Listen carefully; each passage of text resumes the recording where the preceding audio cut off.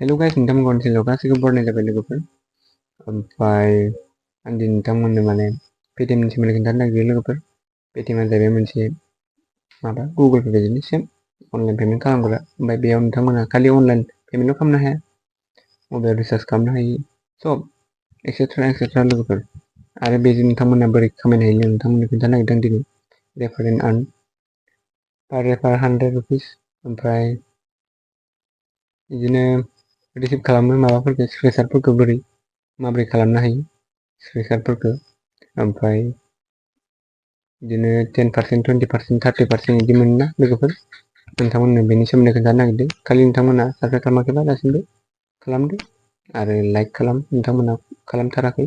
ओमफ्राय कमेन्टखौथ' दासिमबो रावबो खालामाखैनो। ओमफ्राय बिदिनोसै आरो नायलांबाय थादो लोगोफोर, सब एक्सेट्रा दंबावो। दानिया जों पेटिएमआव फैनोसै लोगोफोर।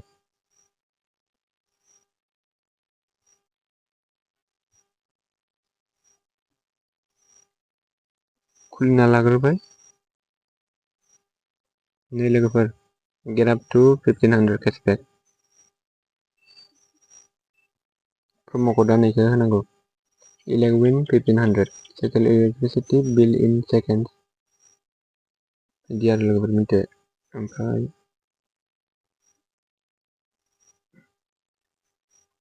बिदिनो सब दंजोबो, इनभेस्ट खालामनो हायो इयाव लोगोफोर। 21 दिन 21 days पेटिएम मानि दं।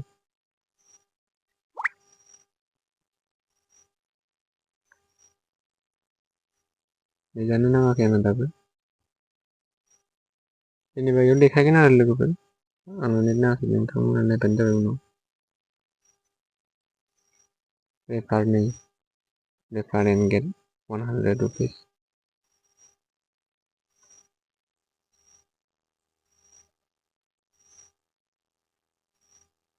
नै हाउ टु रेफार दंखायो, बेयाव नायनो हायो नोंथांमोना।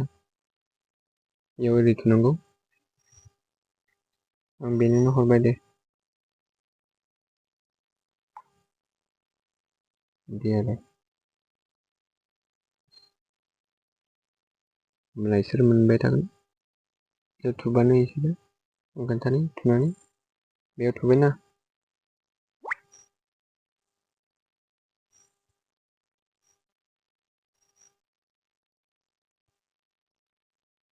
बेयाव थुनाय लोगो लोगो बिदि ओंखारबाय।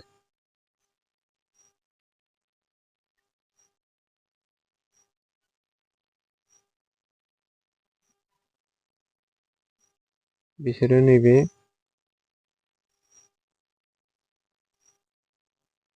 जायाखै बियो, बिदिथ' देखायनाङामोन लोगोफोर। रेफार एन्ड आर्नआव जायखिजाया इयाव वाट्सएपआव थुनाय लोगो लोगो बिसोरो डाइरेक्ट माबानि प्लेस्ट'राव मोनहैखागोन। ओमफ्राय डाउनलड खालामनानै साइन इन खालामबानो मोनबाय आरो लोगोफोर। साइन इन खालामगोन होमबाना मोनबाय नोंसोर फैसाखौ मोनलायबाय। इनभेस्टबो खालामनो हायो बेयाव लोगोफोर। हेल्थ इन्सुरेन्स खालामनो हायो, नै गारि कार मानसिनि इन्सुरेन्स खालामनो हायो। नेट गैया आंना। Get 75 GB data, unlimited 5G data, Myntra festive up to रेस 300 मिन्ट्रायाव 300 अभार।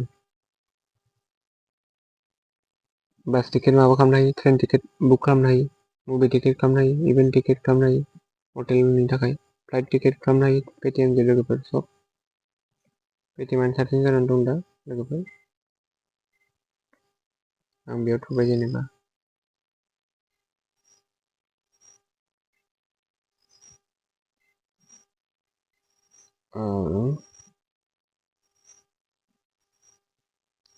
लन लानो हायो, पार्सनेल लन, लन EMI सब दंजोबो लोगोफोर। एभ्रिथिं बेलेन्स एन्ड हिस्ट्रि नायनो हायो।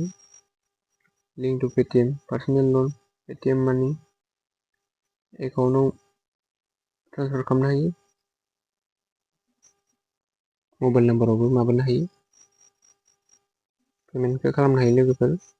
बहुद दं नैयाव 1 3 4 5 6 7 8 9 बाइक इन्सुरेन्स खालामनो हायो। दा थुनानै नोंथांमोना माबानो जाबाय आरो सब नुजोबगोन मा मा दङ, मा मा एभेलेबेल दं।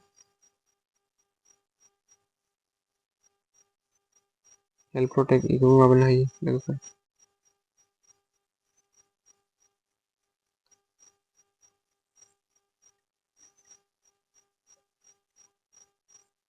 हेल' खालामदों लोगोफोर, बेयाव नायनो हायो माने। नैबे आंनि लोगो, बेनाव आङो 50 थाखा मोनगोन, 50 थाखा मोनगोन, 50 थाखा मोनजोबगोन। जायनाव गैया लोगोफोर। आरो माबा खालामनो हायो लोगोफोर, जाय माबानाव माबा गैया, जाय मानसिया खनसेबो अपेन खालामखायाखै आरो डाउनलड खालामखायाखैबासो जागोन। आरो आवगायनि माबाखांखानो मोनबा जाया। बे आंनि कड, बेयावबो माबानो हायो, रेफार खालामनो हायो। बेयावनो आंनो होबाय जेनेबा, होमबाना बेयाव थुनानै माबानो जाबाय आरो बियो नैबे माबाखौ बेयो आरो बेखौनो आं बै मानसिनो हरगोन, दहाय फार्स्ट हरनाय मानसिनो।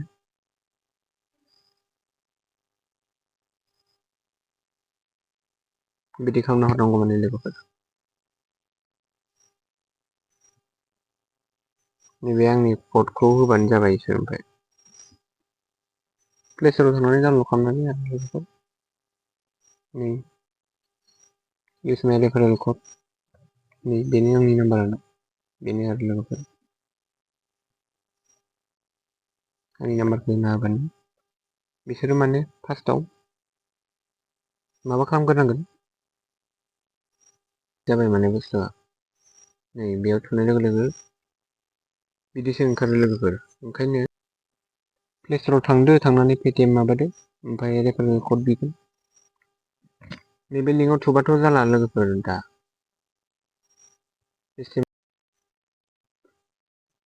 इनस्टल खालामदो, आं आपडेट होनांगौ, उनाव होना लानोसै। नोंथांमोना इनस्टल खालामग्रोनांगोन, ओमफ्राय रेफारेल कड बिबाथाय आंनि नाम्बारखौ होना होबानो जाबाय। बिदि आरो लोगोफोर। दा नोंथांमोननो खोन्थाबाय बोरै रेफार खालामनांगौ, मा मा खालामनो हायो, मा मा खालामनो हाया, आं नोंथांमोननो खोन्थाजोब्बाय। केसबेक दं बेफोरावनो, रिडिमनाव खालामनो हायो। बेसेबां बेसेबां देरहादों केसबेकआ, बेफोरखौ बेयाव देखायजोबो, सब दंजोबो। वेल दङ, शपिं दं, नों मा मा शपिं खालामनो लोगोफोर, बिदि आरो। दा नोंथांमोननो खोन्थाजोब्बाय। भिडिअखौ नायनानै माबायदि मोनदों खोन्थाहरदो, ओमफ्राय आरो साबस्क्राइब खालामदो। नायनायजों लोगोसे लाइकबो खालाम, कमेन्टबो खालाम। दे गाइस, बाय बाय।